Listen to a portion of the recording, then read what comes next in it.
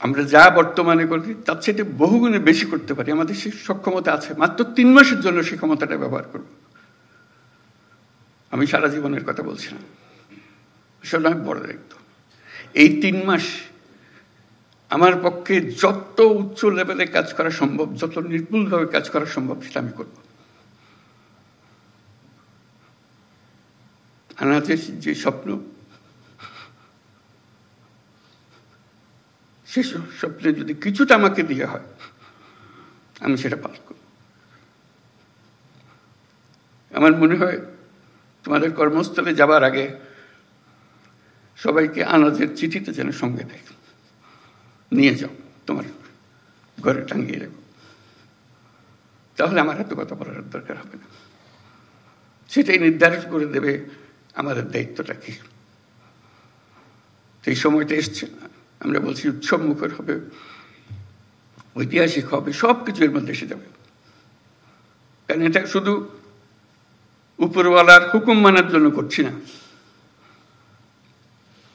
আরো বড় হুকুমওয়ালার দায়িত্ব আমরা এটা করছি। এবং সেই হুকুমওয়ালা উপরে আর আমার ভেতরে, আমার মধ্যে কি আছে সেটা আমি প্রকাশ করতে চাই। আনাজ যেরকম প্রকাশ করে গেছে, তো সেই দায়িত্ব নিয়ে আমরা আজকে কর্মক্ষেত্রে যাব। এবং যে স্বপ্ন আমরা দেশের নাগরিক হিসেবে সবাই দেখি, সেটা বাস্তবায়নের জন্য যে বিল্ডিং স্ট্রাকচার যেটা তৈরি করে দিতে হবে, সেটার দায়িত্ব আমরা পেয়েছি। স্ট্রাকচার আমরা এমনভাবে মজবুত করে করব, শত বছর ওটা হেলবে না, তুলবে না। আমরা শেষ বয়সে স্মরণ করবো এই কাজটা আমরা করেছিলাম। অতীতের দিকে যখন তাকাবো, গর্ব করে তাকাবো। আমরা গণ অভ্যুত্থানে শহীদ হই নাই, আমরা তাদের সমর্থন দিয়েছি, দূরে থেকে দিয়েছি, কাছে থেকে দিয়েছি, নিমরাজি হয়ে দেখেছি, বহুল উৎসাহ সহকারে দিয়েছি, কিন্তু তাদের মতো প্রাণ দিতে পারি নাই। আজকে আমরা আমাদের যে প্রাণ আছে সেটাকে আমরা এই 3 মাসের সময়টুকুর জন্য অন্তত চিন্তা করব। এটা সরকারি চাকরির জন্য করছি না, নাগরিক হিসেবে, দেশের একজন যোদ্ধা হিসেবে আমি এই কাজটা করছি। পরে অতীতের কিছু নির্বাচনের কথা মনে রাখি, মনে চট করে আসে।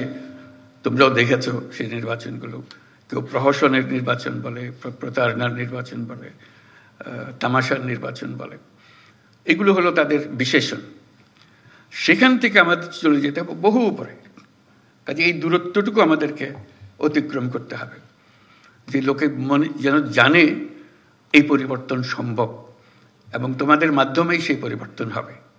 কাজে এই দৈবচয়নের মাধ্যমে যারা নির্বাচিত হলো তোমরা, তারা একটা ঐতিহাসিক দায়িত্ব পালন করার জন্য, সাধারণ দায়িত্ব পালন করার জন্য। সাধারণ দায়িত্ব সবসময় দিক থেকে এখানে যাওয়া সব হবে, কিন্তু একটা ঐতিহাসিক দায়িত্ব পালন, এটা ইতিহাসে যেন স্মরণ করে। এখানে তোমরা অনেক কথা বলেছো, তার মধ্যে বাইরের যারা পরিদর্শন করবে, আসবে, পর্যবেক্ষণ দল আসবে, তারা আমাদের খুদ ধরার চেষ্টা করবে, আমাদের এটা হয় নাই, ওইটা এভাবে হলে ভালো হতো বলবে।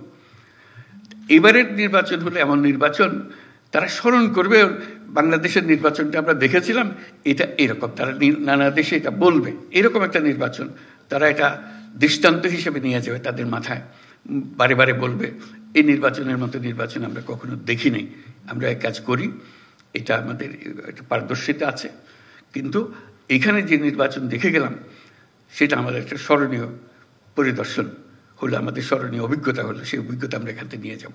সেই ধরনের একটা নির্বাচন আমরা করে যেতে চাই। আরেকটা বিষয় হলো, এটা সাধারণ নির্বাচন নয় যে 5 বছর পর পর একটা নির্বাচন হয়, দেশের সরকার পরিবর্তন হয়, এটা রুটিন একটা কাজ। এবারের নির্বাচনে যেটা আন্ডারলাইন করা বারে বারে দরকার, এটা হলো গণ অভ্যুত্থানের পরবর্তী নির্বাচন। গণ অভ্যুত্থানে যারা শরিক হয়েছিল, আমরা যারা এর সঙ্গে আছি, যুক্ত আছি, এটা তাদের আদর্শ, তাদের স্বপ্ন বাস্তবায়নের ক্ষেত্রে সেই বাস্তবায়নটা আমাদের এই নির্বাচনের মাধ্যমে আমরা করে যাব। যে এই নির্বাচন তোমরা যে স্বপ্ন দেখার মাধ্যমে জীবন আত্মত্যাগ করেছ, সেই আত্মত্যাগের পেছনে যা যা তোমাদের মাথায় ছিল সেটাকে আমরা এখন স্থায়ী রূপদান করতে যাচ্ছি। এটা বলতে গেলে গিয়ে ভূমিকম্পের কথা মনে হয়। আমরা গত রাত্রে কিছু ভূমিকম্প নিদর্শন পেলাম। ভূমিকম্পের প্রসঙ্গ আসলেই বিল্ডিং কোডের কথা মনে আসে, যে বিল্ডিং কোড ঠিক আছে কিনা, মানতেছে কিনা। এই যে নির্বাচন এটা বিল্ডিং কোড তৈরি করার সুযোগ, যে আমাদের যে সমাজটা তৈরি হবে তার বিল্ডিং কোডটা কি হবে। যত বড় ঝাঁকুনি আসুক এটাকে নাড়াতে পারবে না। এই নির্বাচন সেই নির্বাচন যেখানে বিল্ডিং কোড তৈরি হবে।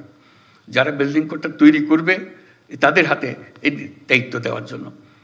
তার সঙ্গে যে গণভোট আসছে, এটা শুধু 5 বছরের নির্বাচন, সনাতন নির্বাচন তা না, এটার একটা বড় গুরুত্বপূর্ণ জিনিস হলো গণভোট। সেটা হলো বিল্ডিং কোড। এই বিল্ডিং কোডটা আমরা তৈরি করে দিয়ে যাব, যেটা শতবর্ষ ধরে এই দেশকে, এই জাতিকে সামনে এগিয়ে নিয়ে যাবে। কাজে এই দায়িত্ব, এই ঐতিহাসিক দায়িত্ব যে পেয়েছ, এটার জন্য আল্লাহর কাছে শুকরগুজারি করো যে আমাদেরকে এই দায়িত্ব পালন করার সুযোগ দিয়েছে। আমরা সারা জীবনে যখন জীবনে কি করলাম সেটা বিচারে বসবো, এটার জন্য 1 নম্বরে আসে যে আমি এটাতে শরিক ছিলাম, এই বিল্ডিং কোড তৈরি করে দিয়ে এসছি বলে আজকে দেশটা আমরা পেয়েছি, আমাদের সন্তানদের কাছে এই দেশ অর্পণ করে যেতে পারছি। কাজে ওই ঐতিহাসিক ভূমিকাটার কথা স্মরণ করো।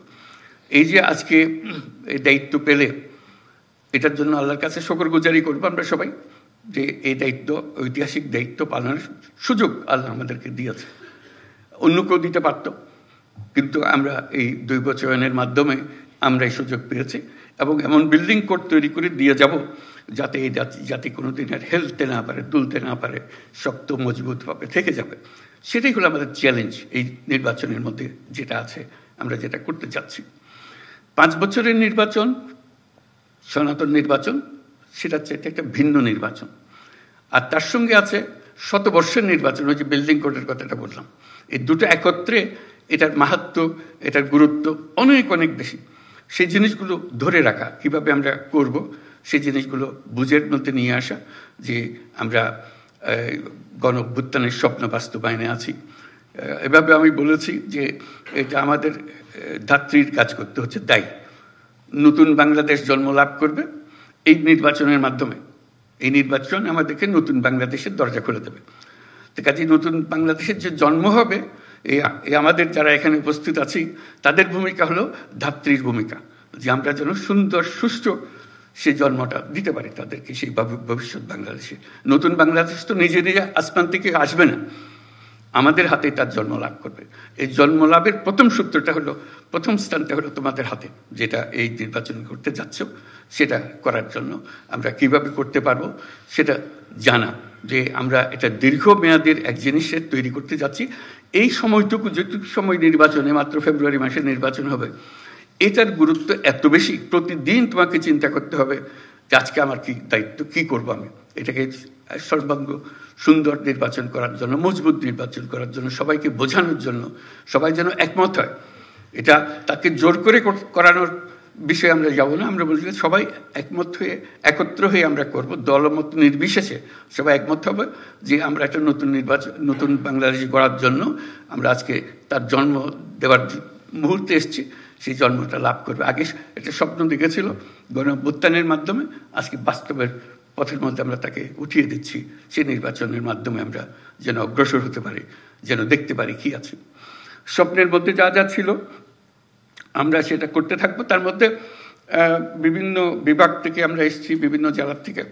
এটা তার মধ্যে একটা প্রতিযোগিতাও যেন হয়। আমি বারে বারে স্বরাষ্ট্র মন্ত্রণালয়কে বলছি, শুধু দিয়ে দিলাম কাজে তা না, তার মধ্যে একটা আনন্দ থাকতে হবে, চ্যালেঞ্জ থাকতে হবে। সেই চ্যালেঞ্জ হলো যে কে প্রথম হলো, বিভাগে কে প্রথম হলো, 1 নম্বর কে হলো, 2 নম্বর কে হলো। এটা হাসি ঠাট্টার বিষয়, কিন্তু সিরিয়াস বিষয়। দেখলাম যে আমি 1 নম্বর হয়েছি, একটা তালিকা প্রকাশ করা। প্রতি মাসেও তালিকা প্রস্তুত করতে পারি, একবারই শেষ করে তালিকা, এবং সবাইকে জানান দেওয়া, এই 1 নম্বর 2 নম্বর, এই 8 নম্বরে, এই 5 নম্বরে, এই 7 নম্বরে দেখা। কেন আমি পিছিয়ে পড়ে গেলাম, ব্যাখ্যা চাই, ব্যাখ্যা দেবে, তারপরে আমার উৎসাহ জাগবে, আমি ওদের ডিঙিয়ে যাব। কারণ এই ঐতিহাসিক মুহূর্তগুলোকে ছাড়া যাবে না, ঐতিহাসিক মুহূর্তগুলোকে চ্যালেঞ্জের মধ্যে নিয়ে আসতে হবে, যে আমরা প্রতিযোগিতামূলকভাবে আমরা করে যাচ্ছি। আমরা সবাই মিলে আমরা আমাদের রাষ্ট্র আমাদেরকে এই দায়িত্ব দিয়েছে এই বিল্ডিং তৈরি করে দেওয়ার জন্য, মজবুত করে ওটা ইঞ্জিনিয়ার ডিজাইন করে দিয়েছে, ওখানে আমাদেরকে ঢালাই করতে হবে, এটাকে ঢালাই করে তৈরি করতে হবে সেই জিনিসটা, সেই কাজটা আমাদের হাতে দিয়েছে, আমরা এটা করে যাব। সেই করার মধ্যে একটা প্রতিযোগিতা হবে, সুন্দর প্রতিযোগিতা হবে, কে কী করলাম, এবং সৃজনশীল হতে হবে। সব কথা কাগজে লিখে দেওয়া যায় না, মাথায় আসে না, কিন্তু এই লেখার ফাঁকে ফাঁকে তোমাকে সৃজনশীল হতে হবে। এই জিনিসটা আমি কিভাবে করব, এটা আরো সুন্দর করে করবো, জিনিস এটা দিয়েছে আমি এটাকে এইভাবে আরো সুন্দর করে করব, এই জিনিসটা মাথার মধ্যে রাখা। বিভাগে আভ্যন্তরীণ প্রতিযোগিতা হবে, সারা দেশব্যাপী একটা প্রতিযোগিতা। বিভাগের সবচেয়ে 1 নম্বর যে হবে, এই 8 বিভাগের মধ্যে 8 জন 1 নম্বরে হবে, তাদের মধ্যে দেশের মধ্যে সেরা কে হবে। এবং সেটার জন্য আমি আগেও বলেছি এই ধরনের এক সভায়, যে তাদেরকে রাষ্ট্রীয় পুরস্কার দেওয়া, যেটা এত বড় একটা কাজ করেছে, তার মধ্যে দেশের মধ্যে এটা সেরা ভূমিকা পালন করেছে, তাকে 1 নম্বর করে রাষ্ট্রীয় পুরস্কার, অন্তত মন্ত্রণালয়ের পুরস্কার যেভাবে সঙ্গতিপূর্ণ হয় এরকম পুরস্কার দেওয়া, 1 নম্বর 2 নম্বর 3 নম্বর। কাজে ওটা একটা আনন্দ, এমনিতে আমি করবই, এটাকে আনন্দের মধ্যে নিয়ে আসলাম, যে আনন্দের মধ্যে আমরা কাজটা করে যাব।